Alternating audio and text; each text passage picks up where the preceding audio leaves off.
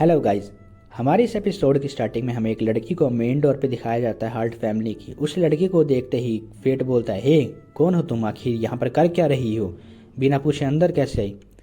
तो जैसे ही वह लड़की पीछे पलटती है तो हमें पता लगता है कि यह लेडी लॉक्सी है, जिसको देखने के बाद में फेट कहता है, मुझे माफ़ करना, मुझे नहीं पता था कि आप हो, और वो भी इतने सिंपल सी ड्रेस में। मुझे तभी लगा कि ये कोई और है। और वो पूछता है कि आखिर आप ऐसे कपड़े पहन कर क्यों घूम रही हो। तो वो कहती है कि मैं एक सीक्रेट मिशन पे हूँ, ताकि मैं देख सकूँ कि टाउन में सब कुछ ठीक है नहीं है। और वो उससे कहती है कि तुम यह बात किसी को नहीं बताओगे, खास कर कि हारू को, क्योंकि अगर उसने मुझे ऐसा देख लिया तो कहेगी कि हार्ट फैमिली की मेंबर ऐसे कपड़े पहनना अच्छा नहीं लगता है। फेट कहता है ठीक है, और रॉक्सी कहती है बहुत अच्छे। और वो कहती है मेरे पास एक इससे भी अच्छा आइडिया है, क्यों ना तुम मेरे साथ चलो। और फेट कहता है कि लेकिन लेडी रॉक्सी, मुझे तो यहाँ पर काम करना है। और लेडी रॉक्सी कहती है कि तुम मुझे इस इंस्पेक्शन में एस्कॉर्ट करोगे, जिसके कारण तुम मुझे आराम से प्रोटेक्ट भी कर पाओगे। जिसको सुनने के बाद में फेट कहता है ठीक है।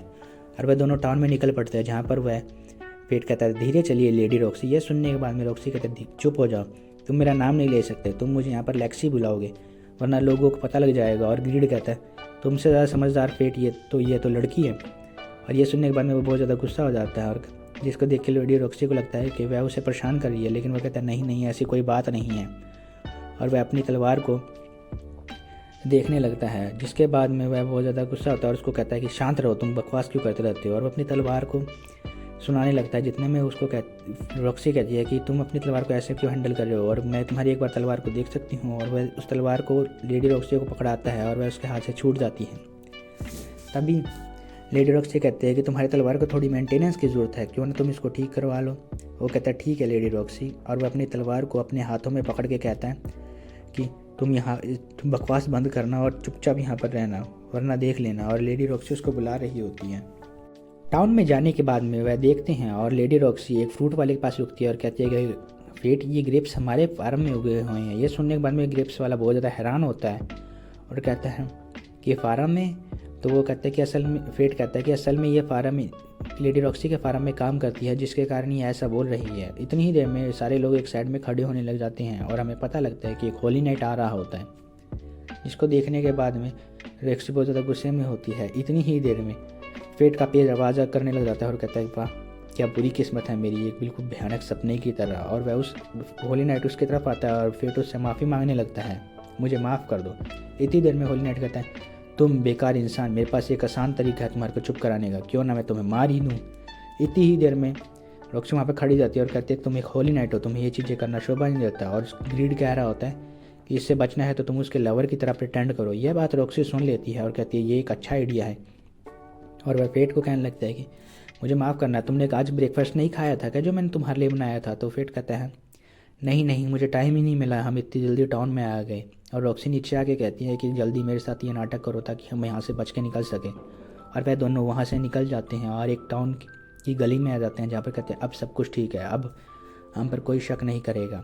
और लेडी रॉक्सी के सारे थॉट्स को वह टेलीपैथी की मदद से सुन रहा होता है। और क्या लेडी रॉक्सी सोच रही होती है कि आज से पहले उसने कभी भी किसी लड़के का हाथ नहीं पकड़ा है, और इससे यह अजीब सी फीलिंग और काफ़ी खुशी भी महसूस हो रही है। यह सुनने के बाद में फेट अपने हाथ को हटा लेता है, जिसे देखकर लेडी रॉक्सी कहती है कि हाँ फेट कोई दिक्कत नहीं है, सब कुछ ठीक है।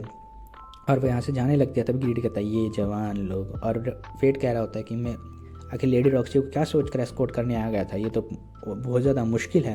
इतनी ही देर में लेडी रॉक्सी आगे निकल जाती है और एक स्टोर के पास खड़ी जाती है, जहाँ पर उनकी नज़र एक जैम के ऊपर में पड़ती है जो कि बहुत ज़्यादा सुंदर होता है। और वहाँ का ओनर उन्हें बताता है कि ये सारे जैम इस और में से निकले हैं, जिनको देखने के बाद में कहता है कि इन और में से। और वो कहता है कि ये हर एक और 10 कॉपर कॉइन का है, जिसमें से कुछ भी निकल सकता है अगर तुम्हारा लक अच्छा हो तो।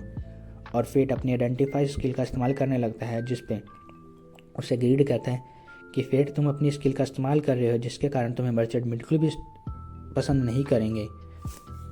तभी रॉक्सी की नज़र एक जैम पर पड़ती है जो कि बहुत ज़्यादा सुंदर होता है। और फिर सोच रहा होता है कि काश मेरे पास इतने पैसे होते कि मैं रॉक्सी सामा को यह जैम दिला पाता। लेकिन रॉक्सी कहती है कि एक होली नाइट को जैम्स की ज़रूरत नहीं होती है। तो वो यहाँ से निकल जाते हैं आगे, और वह जाते जाते कुछ लोगों को बात करता सुनते हैं कि एक कोई वंडरिंग मॉन्स्टर आया पड़ा था टाउन के अंदर में। यह बात सुनते ही रॉक्सी उनके पास में जाती है और कहती है कि मुझे और बताओ उनके बारे में, मॉन्स्टर्स के बारे में जो टाउन में घूम रहे हैं।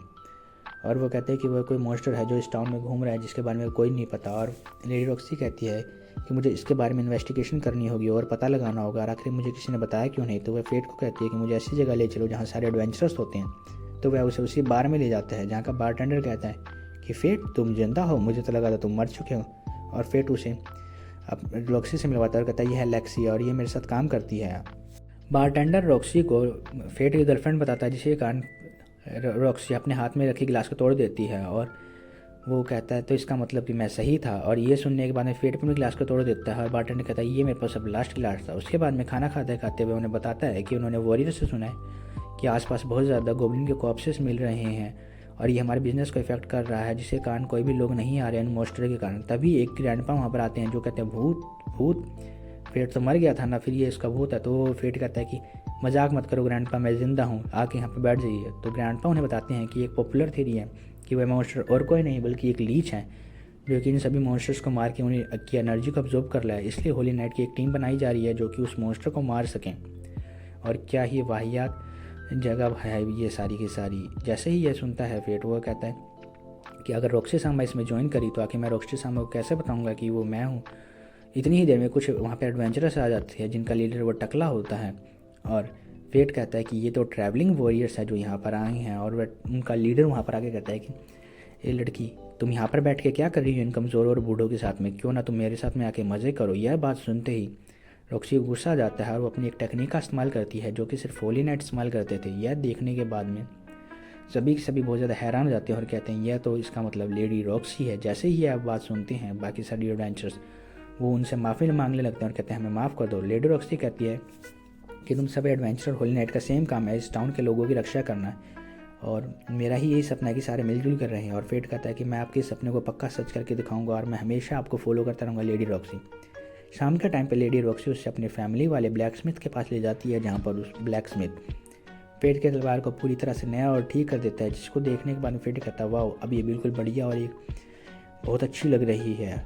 और जैसे ही वह शाम को निकलते हैं बाहर शॉप से तो वह देखते हैं कि सूरज की रोशनी लेडी रॉक्सी के चेहरे पर डायरेक्ट पड़ रही है, जिसके कारण वह और भी ज़्यादा सुंदर लग रही हैं। जिसको देखने के बाद में फेट कहता है कि लेडी रॉक्सी कितनी ज़्यादा सुंदर लग रही हैं। जैसे ही वह फेट को देखती हैं तो फेट को पूछता है कि क्या हुआ, तुम क्या सोच रहे हो। तो वो कहता है कि मुझे नहीं लगता कि हमें लेट हो गए, अगर हारू को पता लगा तो हमें डांट पड़ेगी। सुनते ही लेडी रॉक्सी डर जाती है और कहती है कि क्या फेट तुम क्या मुझे बचाने में मेरी मदद करोगे। और वो कहता है हाँ लेडी रॉक्सी, मैं आपके साथ हमेशा रहूँगा और आपकी मदद करूँगा। उसके बाद में हमें शाम का सीन दिखाया जाता है जहाँ पर अब उन दोनों को ही डांट पड़ रही होती है। रात के टाइम कमरे में वह ग्रीड से पूछ रहा होता है कि ग्रीड हमें कोई ऐसा तरीका पता लगाना होगा जिसके कारण कि लेडी रॉक्सी को पता न लग सके कि वह हम हैं और हम आपसे अपने मॉन्स्टर हंट को कंटिन्यू कर सकें। तो वो कहता है कि मेरे पास एक आइडिया है, क्यों ना तुम एक मास्क का इस्तेमाल करो जो मैंने टाउन में देखा था। तो वह टाउन में उस मास्क को लेने के लिए चल पड़ते हैं और हमें पता लगता है कि इसके अंदर में परसेप्शन मैजिक है, जिसके कारण सामने वाले को वही दिखेगा जो इस मास्क को पहनने वाला दिखाना चाहेगा। और वह कहता है ये बिल्कुल परफेक्ट है हमारे मॉन्स्टर हंट के लिए। और इतनी ही देर में फेट की नज़र एक साइड में पड़ती है जहाँ पर हमें दिखाया जाता है उसी स्टॉल को जिस पे वो बहुत सारे और पड़े थे जो लेडी रॉक्सी ने दिन में देखे थे। और वह एक और को वहाँ पर से चूज़ कर लेता है और उसको लेकर वापस से हार्ट फैमिली में आता है और उसे प्रेजेंट के तौर में लेडी रॉक्सी को दे देता है और कहता है कि थैंक यू मुझे जॉब देने के लिए और ये आपके लिए। लेडी रॉक्सी कहती है मैं इसे एक्सेप्ट करती हूँ। और फेट कहता है कि आप इसको ओपन करके देखिए, क्या पता आपको इसके अंदर में वही जेम मिल जाए जो आपको चाहिए था। तो लेडी रॉक्सी कहती है ठीक है। और जैसे ही लेडी रॉक्सी उसको ओपन करती है तो उसके अंदर में वही जैम होता है जो लेडी रॉक्सी को बहुत ज़्यादा पसंद आया था। और गिड कहता है तुम चीटर, तुमने अपने आइडेंटिफाई का स्किल का इस्तेमाल करके वही और को चुना जिसमें वो जैम था।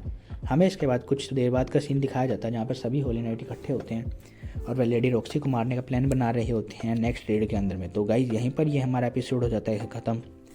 इस वीडियो को लाइक कीजिएगा, चैनल को सब्सक्राइब कीजिएगा। तब तक के लिए मिलते हैं नेक्स्ट एपिसोड में।